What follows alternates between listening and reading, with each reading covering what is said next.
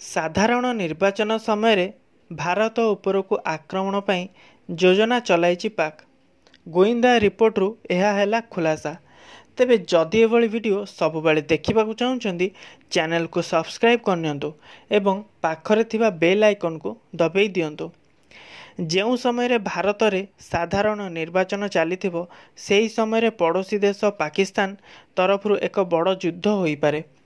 ଏହି intelligence report ପରେ ପ୍ରଧାନମନ୍ତ୍ରୀ ନରେନ୍ଦ୍ର ମୋଦି ଏକ ବୈଠକ ଡକାଇ ଏ ଉପରେ ଚର୍ଚ୍ଚା କରିଛନ୍ତି। ଏକ ଗଣମାଧ୍ୟମକୁ କିଛି ସିକ୍ରେଟ୍ ଦସ୍ତାବିଜ ମିଳିଛି, ଯାହାକୁ ଦେଶର 3 ଗୋଇନ୍ଦା ଏଜେନ୍ସି ତଥା ର ଇଣ୍ଟେଲିଜେନ୍ସ ବ୍ୟୁରୋ ପ୍ରସ୍ତୁତ କରିଛନ୍ତି। ଏହି 3ଟି ଏଜେନ୍ସି ନିଜର ଅଲଗା ଅଲଗା ରିପୋର୍ଟ ଏହି ବୈଠକରେ ସରକାରଙ୍କ ସାମ୍ନାରେ ରଖିଥିଲେ। 3ଟି ରିପୋର୍ଟରେ ଗୋଟିଏ କଥା ଜଣାପଡ଼ୁଛି କି ପାକ୍ ଯୁଦ୍ଧ ପାଇଁ ପ୍ରସ୍ତୁତ କରୁଛି। ରିପୋର୍ଟରୁ ଜଣାପଡ଼ିଛି ଯେ ଭାରତରେ ଯେଉଁ ସମୟରେ ସାଧାରଣ ନିର୍ବାଚନ ଚାଲିଥିବ, ସେହି ସମୟରେ ପାକ୍ ଯୁଦ୍ଧ କରିବା ପାଇଁ ପୂରା ପ୍ଲାନିଂ କରିଛି।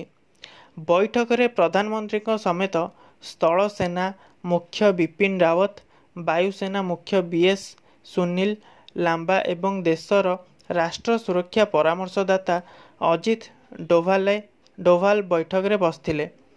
ଏହି ରିପୋର୍ଟ ଏବେ ସୁରକ୍ଷା ଏଜେନ୍ସିଙ୍କ ଚିନ୍ତା ବଢ଼ାଇ ଯାଇଛି। ଗୋଇନ୍ଦା ରିପୋର୍ଟ ଅନୁସାରେ ଯୁଦ୍ଧ ପାଇଁ ପାକ୍ ଆର୍ମି ନିଜ ଦେଶର ସରକାରଙ୍କ କଥା ଶୁଣିବାକୁ ମଧ୍ୟ ରାଜି ନାହାନ୍ତି। ଏ କଥା ସାରା ଦୁନିଆ ଜାଣିଛି କି ପାକ୍ର ସରକାର କେବଳ ନାମକୁ ମାତ୍ର। ଅସଲି ଶାସନର ଭାର ରହିଛି ପାକ୍ ଆର୍ମି ହାତରେ। ପାକ୍ ଆର୍ମି ମୁଖ୍ୟ ଜେନେରାଲ କମର ଜାଭେଦ ବାଜୱା ପ୍ରଧାନମନ୍ତ୍ରୀ ଇମ୍ରାନ ଖାନଙ୍କ ବଦଳରେ ଜୈଶ ମୁଖ୍ୟ ମସୁଦ ଅଜହର ସହ ମିଟିଂ କରିଥାଏ। ତେବେ ପାକ୍ ମୁଣ୍ଡ ଉପରେ ଭାରତ ବିପକ୍ଷରେ ଯୁଦ୍ଧ କରିବାର ଭୂତ କାହିଁକି ଚଢ଼ିଛି, ଏହାର 3ଟି କାରଣ ଥାଇପାରେ। ପ୍ରଥମ, ପାକ୍ ସେନା ପ୍ରଧାନମନ୍ତ୍ରୀ ଇମ୍ରାନ ଖାନଙ୍କ କଥା ଶୁଣିବାକୁ ନାରାଜ। ଦ୍ୱିତୀୟ, ଜୈଶ ମୁଖ୍ୟ ମସୁଦ ଅଜହରର ଅପରେସନ କାଶ୍ମୀର ଫ୍ଲପ୍ ହୋଇଯାଇଛି। ଯେଉଁ ଆତଙ୍କବାଦୀକୁ ସେ ପ୍ରସ୍ତୁତ କରିଥିଲା, ସେମାନେ ଭାରତର ଏୟାର ଷ୍ଟ୍ରାଇକ୍ରେ ଶ୍ମଶାନ ପହଞ୍ଚି ଯାଇଛନ୍ତି। ଏହି କାରଣରୁ ମସୁଦ ପାକ୍ ଆର୍ମି ପଛରେ ଲୁଚି ଭାରତ ଉପରେ ଆକ୍ରମଣ କରିବା ପାଇଁ ଯୋଜନା କରୁଛି।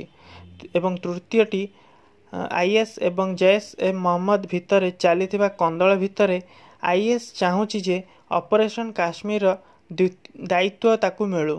କିନ୍ତୁ ମସୁଦକୁ ଏହି କଥାର ଡର ଲାଗି ରହିଛି କି ଯଦି ଅପରେସନ କାଶ୍ମୀରରୁ ତାକୁ ବାହାର କରାଯାଏ, ତେବେ ପାକ୍ ମସୁଦକୁ ଆଉ କୌଣସି କଥାରେ ଗୁରୁତ୍ୱ ଦେବ ନାହିଁ। ତେବେ ଭାରତ ମଧ୍ୟ ସବୁ କ୍ଷେତ୍ରରେ ପାକ୍କୁ ଉଚିତ ଜବାବ ଦେବା ପାଇଁ ପ୍ରସ୍ତୁତ ଥିବା କଥା କହୁଛି।